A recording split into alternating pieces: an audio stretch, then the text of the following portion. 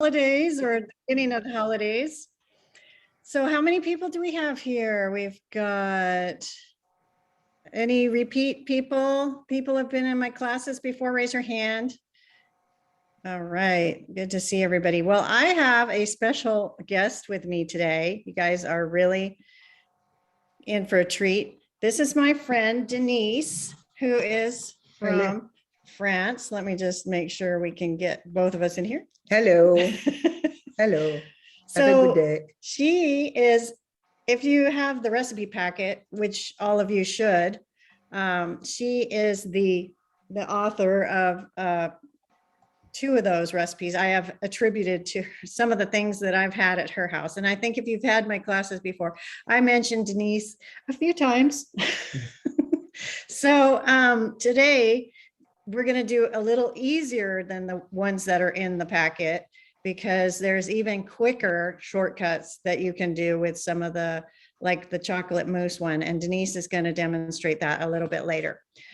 So without further ado, let's get started and take a look at what we're going to look at today. You can sit here if you want to watch. So today, you wouldn't believe my week. Everything happens, it seems, all at once. It's like, if it's not raining, it's pouring. Well, I'm moving my parents into assisted living. And this Thanksgiving, they came to stay with me 3 days because I just got my dad out of the hospital after he collapsed with a UTI. So, and they're moving, and he's 87 years old and he does not know how to move really. I've moved 27 times in my military career and I'm pretty organized. So it's like, I am very attention deficit, or I mean, obsessive compulsive rather, about, keeping things orderly, and my dad's the opposite. He pulls everything out of the closets and out of the cupboards and puts it on the floor, creating a tripping hazard. So I've been struggling, but to get them moved is a big thing to assisted living. So life should be better after this. But one thing that saved me during Thanksgiving is that I had everything done pretty much ahead of time. It was like Thanksgiving was a respite for us. And it was a really happy, very happy Thanksgiving. Great memories with my dad and my stepmom over here at our house. I brought them to stay with us for 2 nights so that they would not hurt themselves in their house. So I had all of these dishes prepped, and it made such a big difference when it's, the holidays are stressful enough, but when you got other things going on in your life, your family considerations, whatever, it really does make your life sweeter when you can just pull something out of the fridge and say, this is a great dinner made ahead. And you can freeze this for, a month or even more, and have these dishes ready to go. So we're going to talk a lot about those dishes in a bit. But first, we're going to look at some planning considerations for holiday meals where you invite your friends, or, so that you can spend more time with a glass of wine in your hand than with a wooden spoon cooking over the hot stove while your company's waiting for you to show up. So then we're going to take, how many of you have ever prepped a tenderloin? Yes. What is your name? NSPIC. Oh, Nancy. NSPIC. Nancy. Okay. So anybody else? I have. Who's I have? Oh, that's me, Kathy. Oh, Kathy, why don't you start your video so we can see you? Because this is a class where I like to ask questions. I love your participation. If you've got experiences that you can share, it's so much more fun. This Zoom platform has been kind of my social outlet during COVID, but when I can see you guys and I can see your faces and, you can say, yeah, or you have a question and something like that. That's, it makes communicating way more enjoyable for everyone when they can see your face and see your nonverbals. So I will ask questions. If you have a question at any time, go ahead and ask. And, if I don't know the answer, maybe someone in the class will know it. But I'd love to hear your thoughts and ideas on what you guys do for the holidays and how you like to plan ahead and what you think about. So anyways, we're going to talk about beef because it's on the menu. And you guys are from Texas, and I love Texas because my mom lives there and I was just there. And I saw Ashley too while I was there. Right, Ashley? Yep, saw you there at the library. So I would love to get your feedback also after you've made these, because a lot of people, send me pictures and I love that. So hi, Celeste. I love Celeste's pictures. The last class we did, Hi. a lot of pictures from the breakfast class. That was so fun. Oh, yeah. And The quiche was awesome. Warren gave 2 thumbs up. Yes, he did. Right on. Excellent. I just So, made my second batch of granola today. You did. And let me go back up. That was Kathy? Nancy. Nancy. How was it? It's wonderful. Like I said, I did my second one today. Excellent. And like I was telling people that everybody asks for that recipe at Christmas time. So I always do what you're doing, make a couple batches and give them away as Christmas presents. And they make really nice homemade gifts. So actually on today's recipe, we're gonna do the beef and chicken, but instead of I'm not actually going to do them, but we're going to talk about them. I will show you the beef and chicken Wellington and go through these step by step. The potatoes dauphinoise, as well as the spinach Pauline. I've been making that for years, and that is one of my favorite recipes. But we're not going to do the butterscotch budino today. We're going to do Denise's mousse au chocolat, chocolate mousse. Okay, and it's going to have a little bit of a simplified recipe to that. So you might just get your notes from the packet I sent out to Ashley that she sent you. And so you can make adjustments, because sometimes you just want the short version, and we will give that to you today, courtesy of Denise. Yes, I'm here. So with that, any questions before we dive in? All right, so I did do a holiday cocktail party too. We should get together and do cocktails. How many of you like having cocktail parties at your house? So sometimes, you just want to pare down the menu and just do cocktails, but today is a dinner for your family or your, close friends. You can make as many of these, double the recipes make as many as you want, these recipes scale really well. So you got to nail down how many people you want to come, send out those invitations now, and some of my friends have some dietary restrictions. It's definitely important to know that they cannot eat any seeds. These recipes don't have any seeds in them. And then you also want to follow up, but it is important to know your friends' dietary restrictions. Some people don't eat beef, etc. Some people like chicken. That's why we're doing both a beef and a chicken today. And then you also want to, another thing that was a big save is that I set the table for Thanksgiving, 3 days before my parents came over. So I didn't have to mess with it when they got here. And it was just so much easier to have so many things done ahead of time, like the table. And a lot of these dishes I made the day before or even 2 days before. So one thing that I think helps is to label each serving dish with a sticky note saying, this is for this is for that kind of thing. And I thought my table looked pretty cute. And I like this example here. It's all kind of beautiful color scheme. I think it does make it more elegant when you just stick to a single or maybe 2 colors, as gold and silver. silver and gold, Christmas.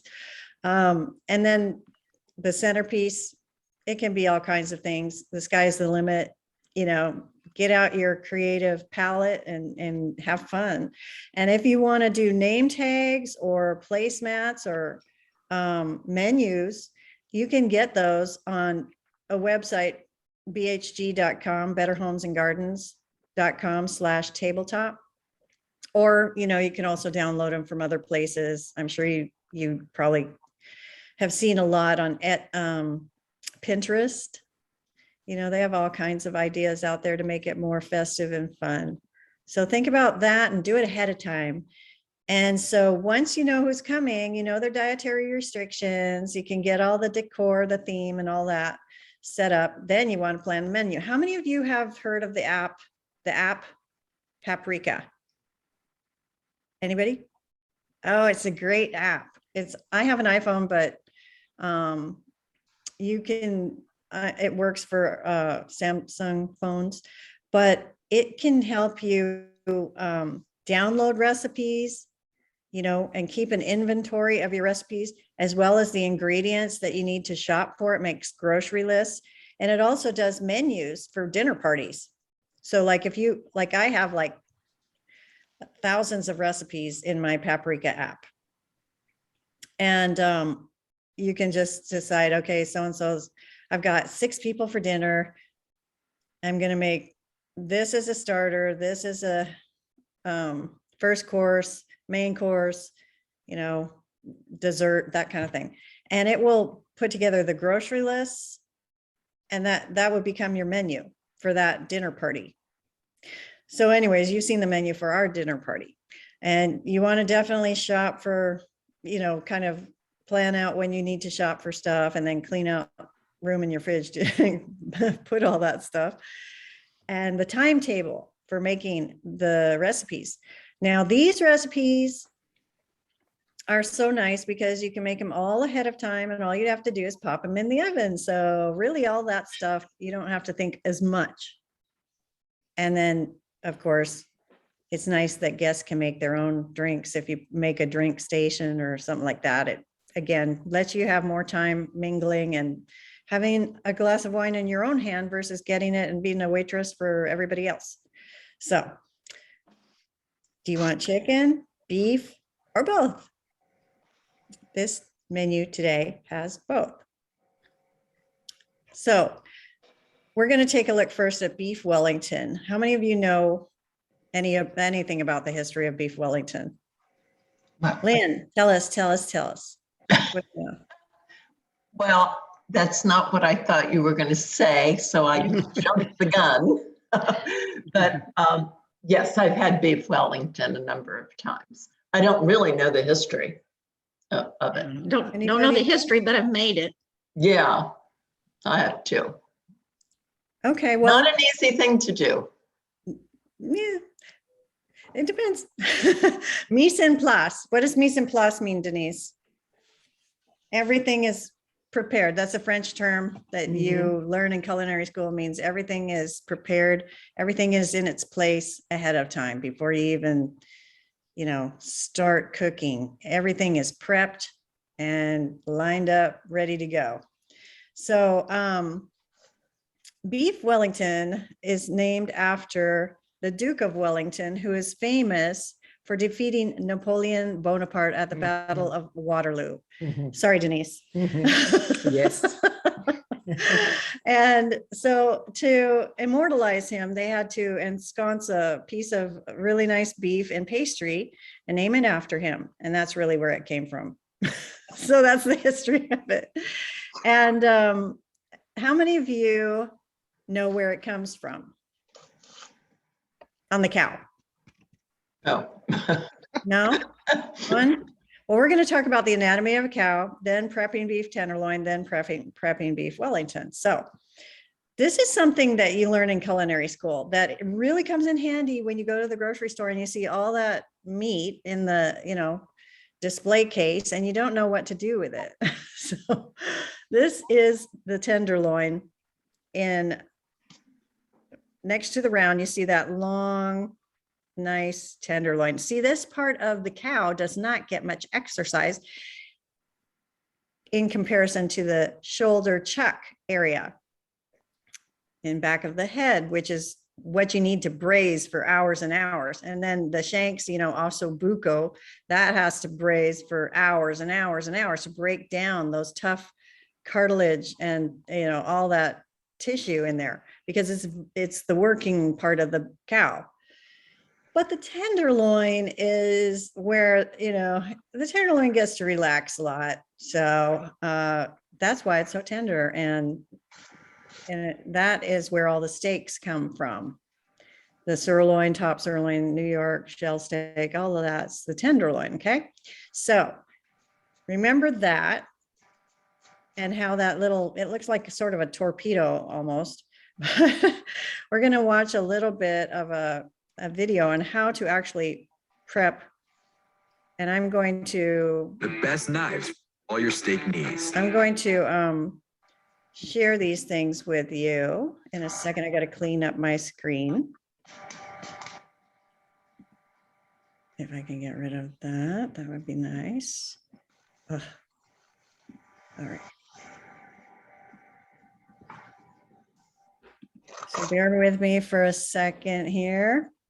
I'm going to stop share on, I'm going to pause share. And then I'm going to share something different. Can you guys see this YouTube video? All right, I'm going to make it large now. The toughest meat, hardest vegetables, and toughest. All right, can you see that?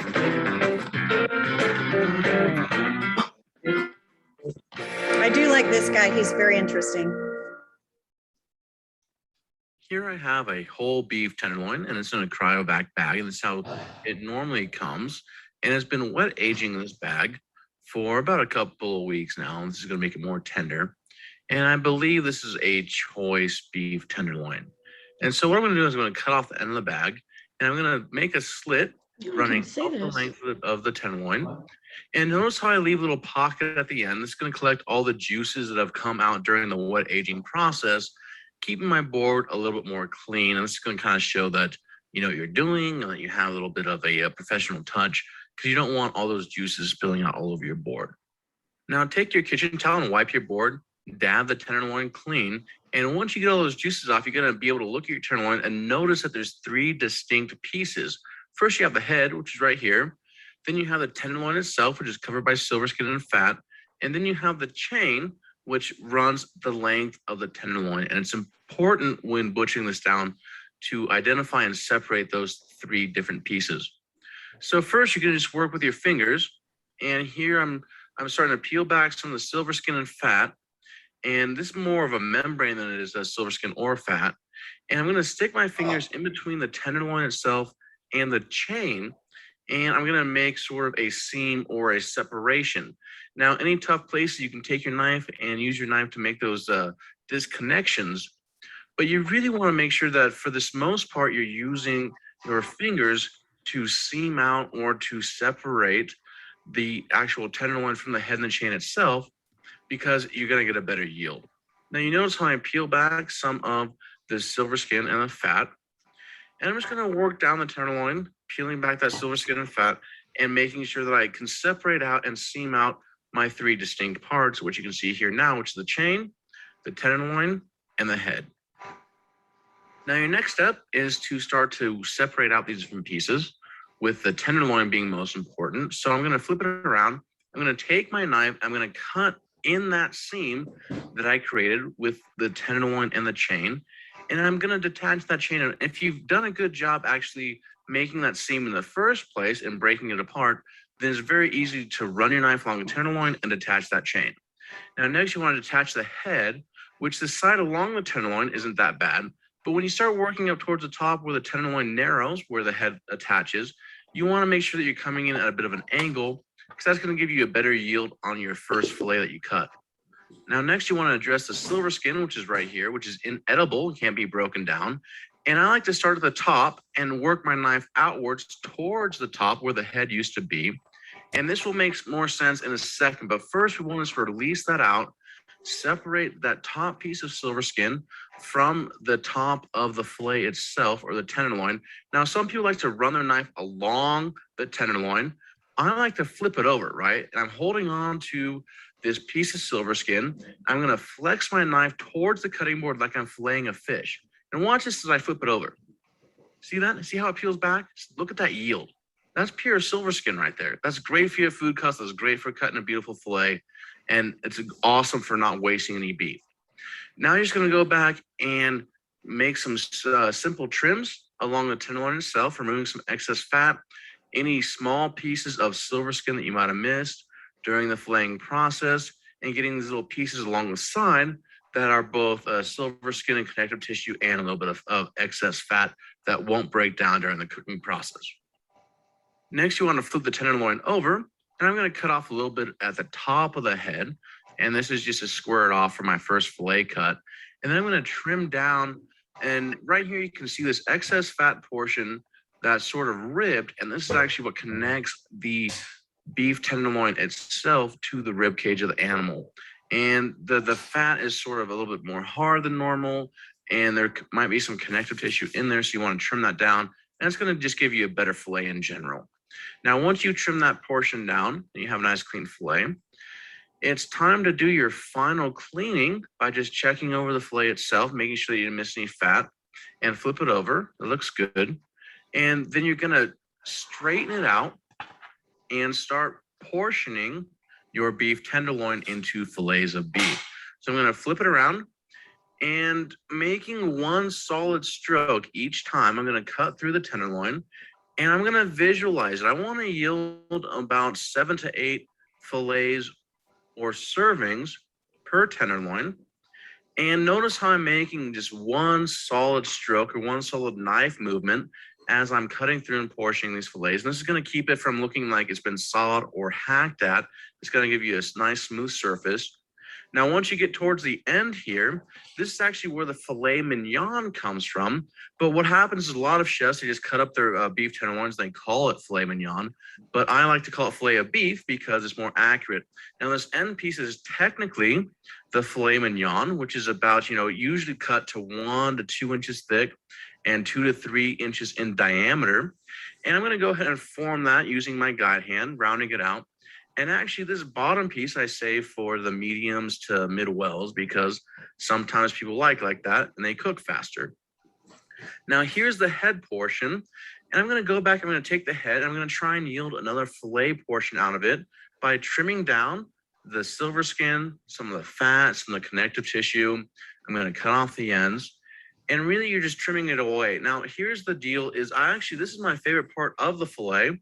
I'm not the biggest fillet fan because while fillets are tender, they don't have a whole lot of flavor versus the head itself has a little bit more connective tissue, a little more character. So I think it has a better texture, better flavor. That's my opinion.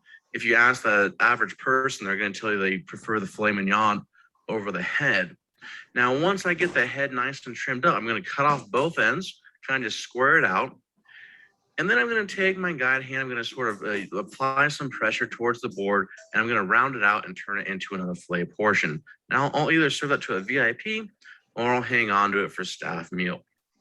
Now, it's important to note that all that trim that we created during the trimming process and butchering down the beef tenderloin should be saved for ground beef. And this ground beef is great quality. It can be turned into sausages, hot dogs, hamburger patties, whatever you want, whatever you could use ground beef for. Don't throw it away. The only thing that you should discard during the butchery process is that piece of silver skin on top that is inedible and won't break down during the cooking process. Holidays never tasted so refreshing. So, York peppermint snowflakes. yeah, I don't want that. Now, any questions on breaking a fillet down or a tenderloin down rather?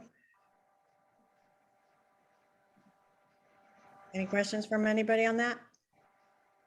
What did he do with the part, the chain? Is that just throw it away? No, no, no, no, no. He saved that with Yeah. the part that he's gonna grind up. So I want you guys to write down a website or just actually write down food wishes. It's on YouTube and you can make a beef a red wine reduction. It's also called Bordelaise sauce. And you basically chop up the scraps. You don't throw anything tenderloin away at all. I You didn't eat it think all. so. Mm-mm. So you make a red wine sauce, or it's also known as Bordelaise sauce, right, Denise? Yes, of course. So you basically make hamburger out of it and then you fry it, add some shallots and then red wine, and then reduce that for about 10 minutes till the wine's almost gone. And then you add some beef broth and a sprig of thyme, about 5 peppercorns and a bay leaf, and let that reduce for about an hour. Then you strain it. And then you can make this ahead of time and use this for your beef Wellingtons or any other steak. Super good. So don't throw away the scraps because you can make beef stroganoff. You can make all kinds of things with that. You can make great hamburger. I mean, best hamburger you probably ever had. So as far as prepping the Wellingtons, those were the steaks, or in the case of the chicken Wellingtons, you can also use chicken for your Wellingtons. How many of you ever had chicken Wellington? So I think this is one that, you know, for people who don't always want to have beef, chicken is a really good alternative, and you can do the same thing as far as, you know, the puff pastry application with that per the recipe. So what you have to do and I tell you, it's so much cheaper if you can, you know, trim your own tenderloin. I bought a tenderloin that was called the butt. So it had half of what you saw him have. It was cut in half. Basically, it had the head and the top part of the chain, as well as the top part of the tenderloin. It did not have the tail. And then I just, you know, cleaned that up and made the fillets out of it. So you want to make them about 1 inch thick, and then you're going to season them with salt and pepper, and then heat a pan till it's super hot. Add the oil once it's super hot, and then add the fillets immediately thereafter, or the cutlets, and brown them, sear them on both sides. And you don't want to cook them all the way through because you're going to have another time in the oven for these things. So this is what you do with the trimmings. You make this red wine sauce. So if you write down food wishes, red wine or sauce Bordelaise, you will find that on YouTube and you can see a great video on how to do that. Do you want to see that now? I can show you. You want to see it? This is thumbs up. Yes. This is yes. This is no. Okay, well, let's stop that share, and then we will go to another share.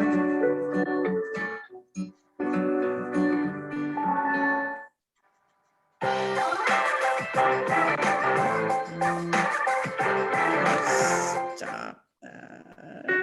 Yes. Hello, this is Chef John from Food Wishes. Can you see that? With pan sauce Bordelaise. That's right. Actually, that's not right. It's really more of a red wine meat scrap sauce, but you have to admit that really does not have the same ring to it. So we will go with pan sauce Bordelaise for the purpose of this demo. And of course, this is the companion sauce video for our soon to be famous Manhattan filet. And as we mentioned in that demo, the base of this delicious sauce is going to be those meat scraps we saved when we trimmed the steaks. So I'm going to unwrap my reclaimed New York strip scraps. And what we're going to want to do before we start the sauce is chop this up as fine as possible. Now, if you want to dirty your food processor, go ahead. Or your meat grinder, go ahead. But for me, I'm just going to take the old Chinese cleaver and chop that's this what I up did. real fine. So basically something that resembles a coarse brown You hamburger. just make So that's a good hamburger. right about there. At that point, we're going to stop and transfer that into a cold skillet, which we will then turn on to medium-high heat. And what we're going to do is brown this meat very, very thoroughly. Oh, we're talking full caramelization. And the reason I started in a cold pan is because I want some of that fat to render out slowly. So by the time this pan gets up to temperature, We got a little bit of fat built up in the bottom. And that, of course, is going to help the browning process. So basically, all we're going to do is saute this, stirring, breaking the pieces up as much as we can until it's nicely browned. And do I mean like that? No, it's getting close, but not quite. Let's keep going. And that's getting closer, but we could go a little more until it looks like that. And I know some of those pieces could go a little darker, but we're not done cooking, because at this point, we're going to add some sliced shallot along with a little pinch of salt. And we're going to continue sauteing this until those shallots are golden brown. And I want you to keep an eye on your heat. If everything seems to be going fine, leave it on medium high. But if it seems like the pan's getting a little too hot, go ahead and lower it to medium. That's you adjusting on the fly, also known as cooking. So we'll keep cooking that, stirring until those shallots soften and caramelize and turn a beautiful golden brown. So once we have our meat and our shallots caramelized beautifully, we're going to go ahead and dump in some red wine. And then all we want to do is basically cook this until the wine pretty much evaporates. And don't walk away. That's going to happen pretty quickly. The UPS guy will come back. Don't worry. Stay by the stove, because in just a few minutes, that wine's going to reduce and you're going to be able to see the bottom of the pan when you stir. Although I still can see a good amount of liquid under there. So we're going to give this one more minute until we have this. You see that? We're stirring and we really don't see any wine at the bottom of the pan. So that's perfect. And at that point, you're going to quickly add a couple cups of chicken broth, unsalted, please, or at the very least, low sodium. And Because I we're gonna added reduce this. beef We gotta be broth careful of and, our salt you know, content. if So it's ideally, beef, you're I would using add homemade beef chicken broth. here. But anyway, we're going to pour that in, give it a stir.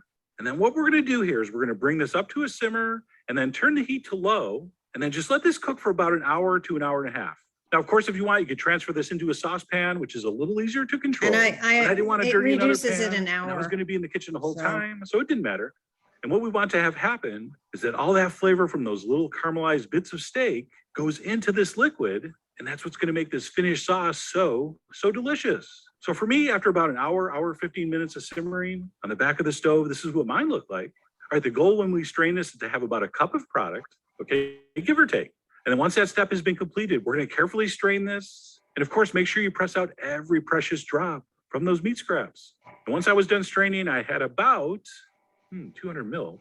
Here, let me turn this around to a way more logical system of measurements. Oh yeah, there we go. It's almost 1 cup, almost 8 ounces. And by the way, I should mention this step can be done way ahead of time. And in fact, if you're not going to use this sauce right now, let it cool and leave that fat on the top. And that will turn solid as it cools and you'll have an airtight seal. But if you're ready to use it to sauce your steaks, then let's go ahead and remove the fat from the top. And as soon as that's done, we are ready to go. All we need now is somebody to cook a couple steaks. And as you may have already seen, I was that person. So there's my 2 beautiful Manhattan fillets. We've cooked them to perfection. And of course, we're going to remove those to a plate to rest, which of course leaves us with this, the saucier's best friend, a dirty pan. All right, so we're going to take our pan that has the fond on the bottom that formed when we cooked our steaks. We're gonna go Everybody ahead and know pour what in our fond reduction. is? We're going to turn it.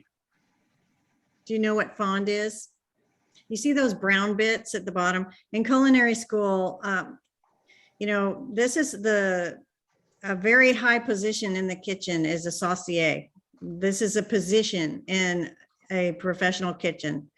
And to get to that job, you have to learn all the other jobs first. So the fond is all those brown bits, and that is where all the flavor is. So that's what fond is the brown bits left. So a lot of times people, you know, wash their pan out and they take all that flavor and wash it down the drain. Don't do that. So this is how you make the sauce out of the fond. Up to medium high. And of course, as this comes up to temperature, all those beautiful caramelized bits are going to dissolve off the bottom into our already flavorful liquid. And we'll do final seasoning later, but I'm going to put a little pinch of freshly ground black pepper and some salt in here now. And then all we need to do while our steaks rest is reduce this down until it thickens, which in a pan this size is not going to take very long. So in just a few minutes, this is what mine looked like. So at this point, my sauce is just about where I want it. You can see it's thickened up beautifully, and it also has a beautiful shine to it. And we haven't even added the butter yet, which is the next step.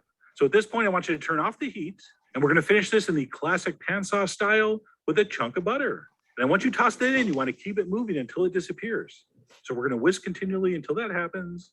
And because of the acidity in that sauce and the fact the sauce is hot and the butter is cold, that fat's going to emulsify into that mixture. It's going to give it even more body, of course, flavor and richness, but it also gives it an incredibly gorgeous Doesn't that shine. look beautiful? I mean, if I had a comb or hair. I could totally comb my hair in that So sauce. there you go. And then, of course, because we're not terrible cooks, we're actually going to taste this and see if we need another pinch of salt or two. See And once that? it tastes as good as it looks, Nappe, we'll go ahead and spoon that around. he and ran his possibly finger over a down couple that beautiful spoon to steaks. see if the And sauce that would perfect come, pairing of would seared hold beef its, and reclaimed meat its, scrap shape. Bordelaise sauce is done. And it did. Just a really beautiful combination.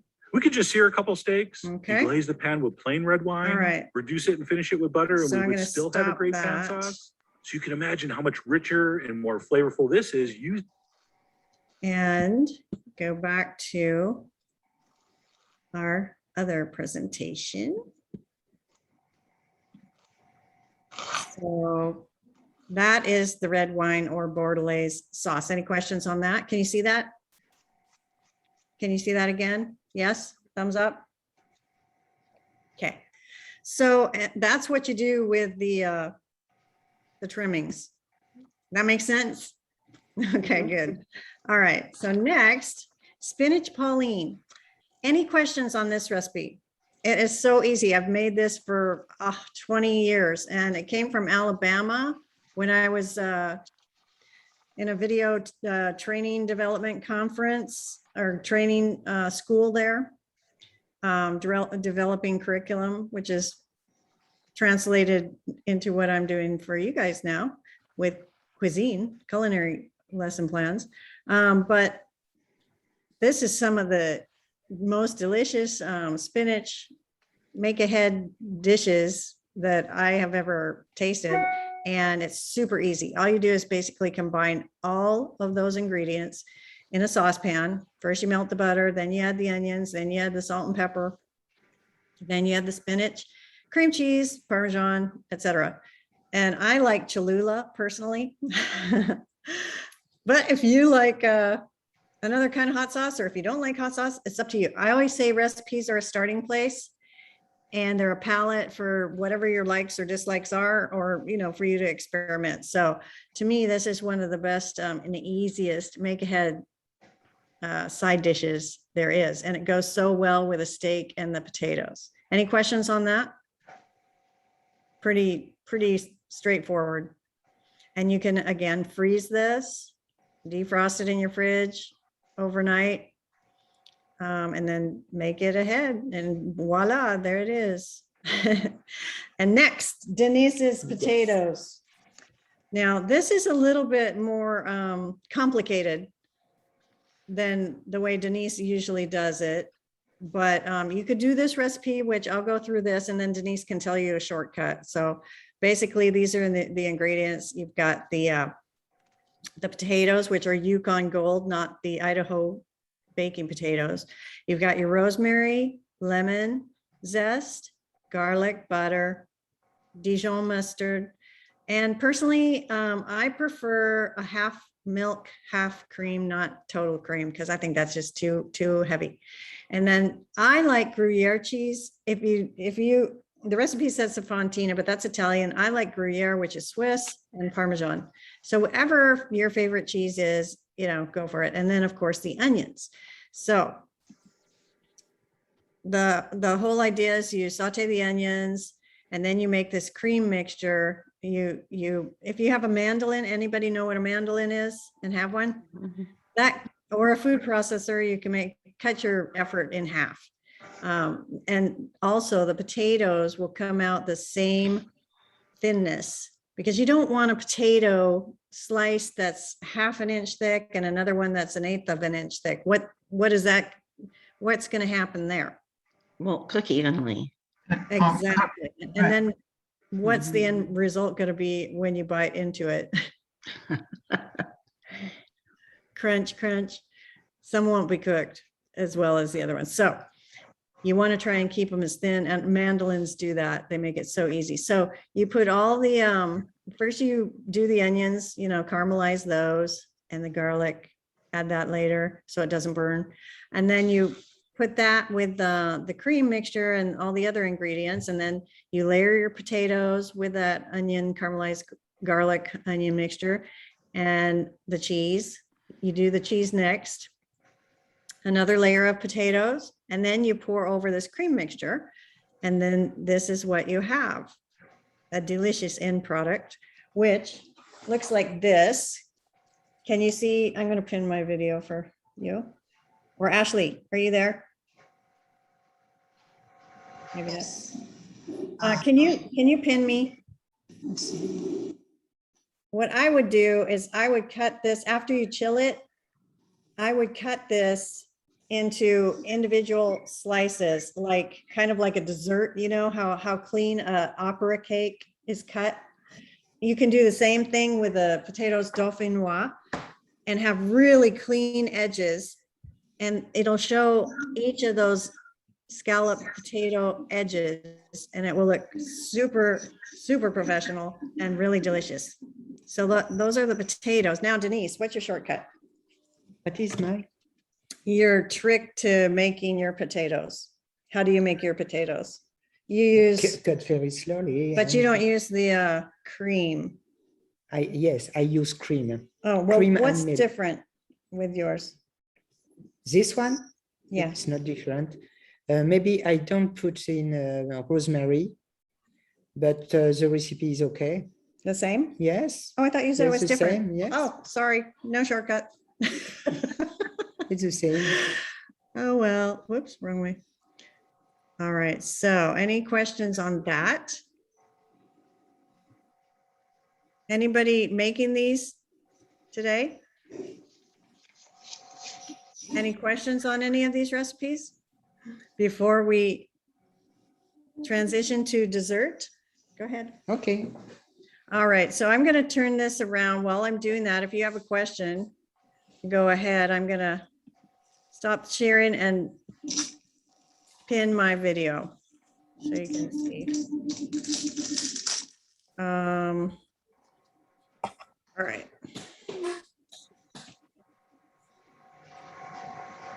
You all see Denise now? Yes. You can see me. All right, go ahead and explain what this is, all of your ingredients. What do you Okay. have here? For this recipe, which is very easy, you need chocolate, about 6,000 Ounces, ounces. ounces. Yes. Okay, Okay. 6 Six. ounces. Okay. After you have a half cup of espresso. That's not really a half cup. That's about a third a cup. Yes. And 6 eggs. You separate yolk and white. A little bit. It's Of vanilla, yeah, vanilla. a teaspoon of vanilla. Yes. Okay, so you go ahead and do that. Go ahead and break up the chocolate. Let's go ahead and do this. Yes. Go ahead. I'll help you. Okay. 6 ounces. Is this isn't 6 ounces, is it? You have to cut in the bowl. Okay, because we're gonna microwave this, right? Yes. We have to cut. You mean break? Yes, we have to break, yes, of course, into pieces, little pieces. And then microwave it for 20-second increments. No, more than 20 seconds. Yeah, but increments, that means 20 seconds at a time. Maybe. Yes. All right, so once we get the chocolate melted, while we're melting it, then you're going to whip the egg whites. Is that right? Is that right? Yes, yes, yes. Now we you have the chocolate, the pieces. We put the espresso in the bowl, like that. And we put in the microwave. Okay, and while she's doing that, I'm going to go ahead and whip the egg whites.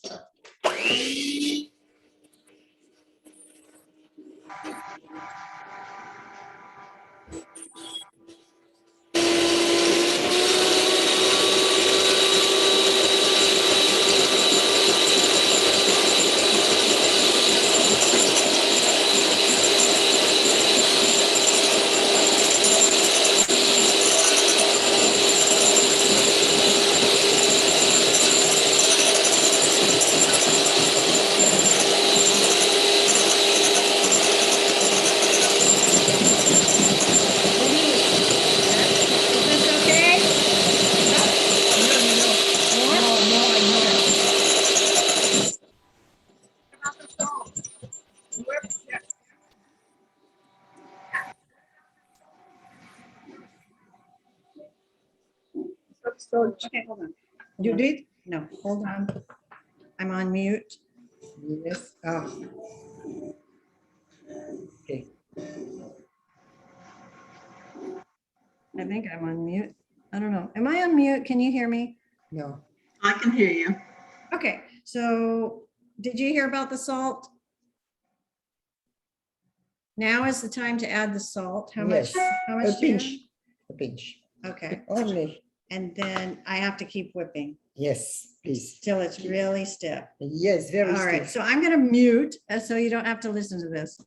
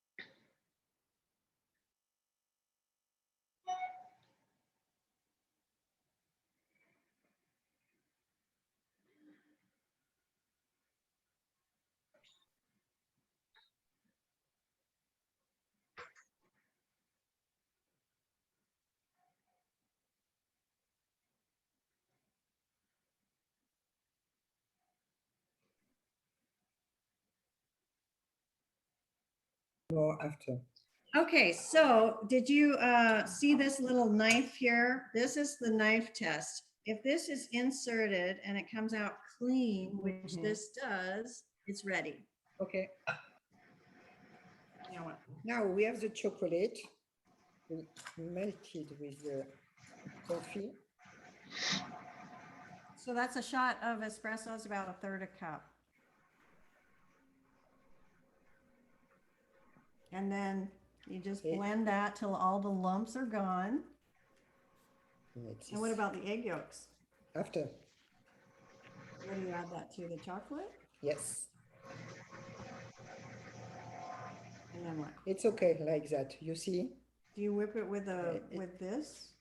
Can you whip After? No. Only with hand. Only. Oh, only with your Yes. spatula. Yes. Yes. Now we take the yolk and yolk after yolk like that. You have to melt. Incorporate. Okay, incorporate. Okay.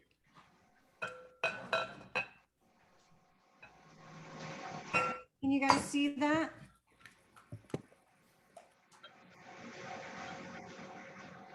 And what about the vanilla? When do we add that? After the yolk. I have a question. Was that just a dark baking chocolate bar? Just any kind? Yeah, but hers came from France. Okay. But you can use baker's chocolate or Yes, Ghirardelli. Ghirardelli or Herschler. You know how they all have a different percentage now of dark. I didn't know if it mattered. Or What kind of chocolate? Dark chocolate, but not so dark. Maybe 50 or 60. 56%. Okay. Like 66%, something like yes. that. Thank you. Yep. And then you just incorporate all of that together. Yes. And then, pick out some sort of vessel to put it in. And that's what we're going to put it in.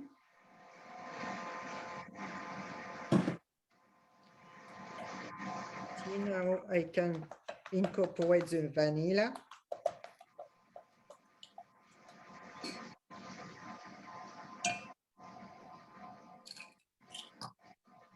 A teaspoon. Oh, wait, I got some here. I spilled. Okay. Here.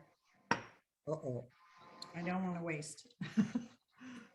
So, Okay. let's add this. Great.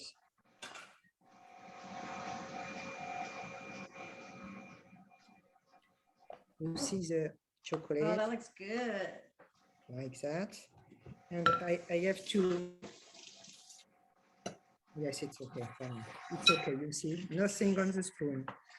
Now you have to incorporate not all in Just in one time, just a at little time. bit.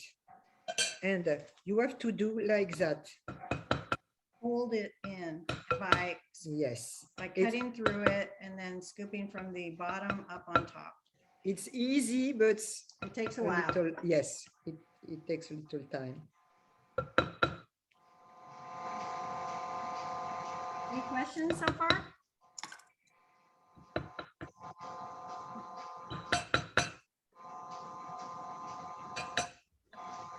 It's super delicious. You all have to try this, and it's super easy, right, Denise? Super easy. That's That's why I was gonna say that I wanted to try that, because first of all, it looks really good. And second of all, it looks easy too. And Yes. how long does it last in the refrigerator? 3 hours. So how far in advance can you make it? When I do that, when I make that, it's the morning for the evening. yes. So you can make it, 8 hours ahead or whatever. Yes, like that. And you take. But actually, you guys, I have had mousse that Denise has brought me, and I've eaten it the next day, and it was really good too. So you can, I think you can make it the day before. Yes, you can, of course. I usually do So the day before. that's why it's a make ahead.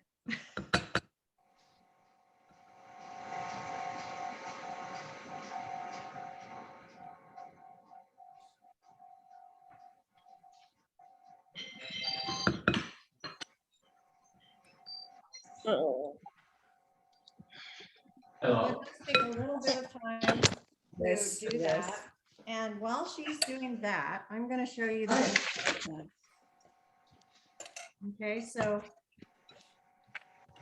here we have our puff pastry, and I have my chicken and beef cutlet and filet that I have seared, but not cooked all the way through, because you're going to cook the puff pastry and the beef filet or the chicken cutlet again in the oven. So it's going to finish cooking, because this has to cook at least 20 minutes for the puff pastry. So I've got my egg wash, and I also have my duxelle. So the duxelle recipe for this is mushrooms and garlic and other stuff that you have in your recipes. It also has gorgonzola cheese, but if you don't like gorgonzola, you can use whatever you like. Porcine. You can also use, instead of the duxelle, you could use pesto, sun-dried tomatoes, tapenade, whatever you like. It's pretty flexible. So I make a circle, and also with that sauce, you don't need to add all those ingredients either. You can just simply reduce red wine, add in some aromatics like garlic, shallots, rosemary, whatever you like, and reduce it, and you'll have a nice sauce that way too. Okay, so I am doing an egg wash around this so that it will seal really well. And then all I do is put my filet in the middle, like that. Grab the two ends, pinch them together, make sure they join. And I have cling wrap here also. And this is kind of like a samosa kind of thing. And you just fold it over to seal it. And then the cling wrap comes over to make the shape. Some people do that with the filet as well. They twist tie it in the puff pastry. And then you would also, when this is chilled for 30 minutes, you would take it out again, or you would take it out before you cook it, and you would put another egg wash. And you could also do a nice little garnish with a star or a tree or a gingerbread man, for the holidays, with another little piece of puff pastry. Okay. So any questions on that?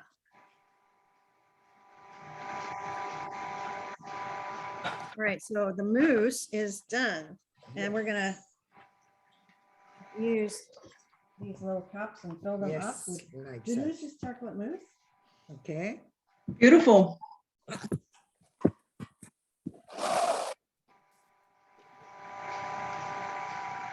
No one has any questions? Are y'all gonna go make this?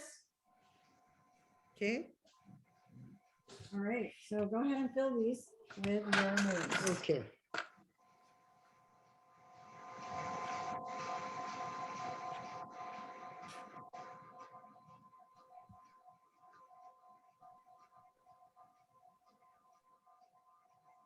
And then do you garnish it with something, Denise? No, Like, no. No, like, the true mousse, nothing. I personally would garnish it with Yes, a I know. espresso bean. Chocolate Yes, if you espresso want, bean. yes, you can do that. Or a little garnish of whipped cream just to make it look pretty. So basically you get the idea. And then you put it in the refrigerator to set up for how many hours? 3 hours, 3 hours. at least, but more, it's better. Yeah, so overnight Yes, even. overnight. So that's why Better. make Yeah. ahead is the name of the game.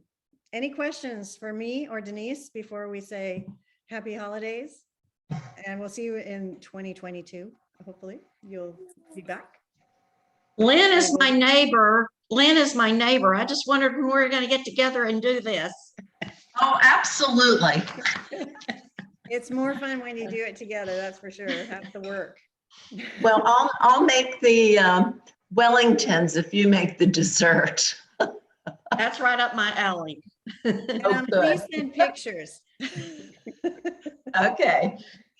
I love feedback. So I love hearing, you know, how your culinary adventures went across to your family or friends or whoever you Celeste says, wow.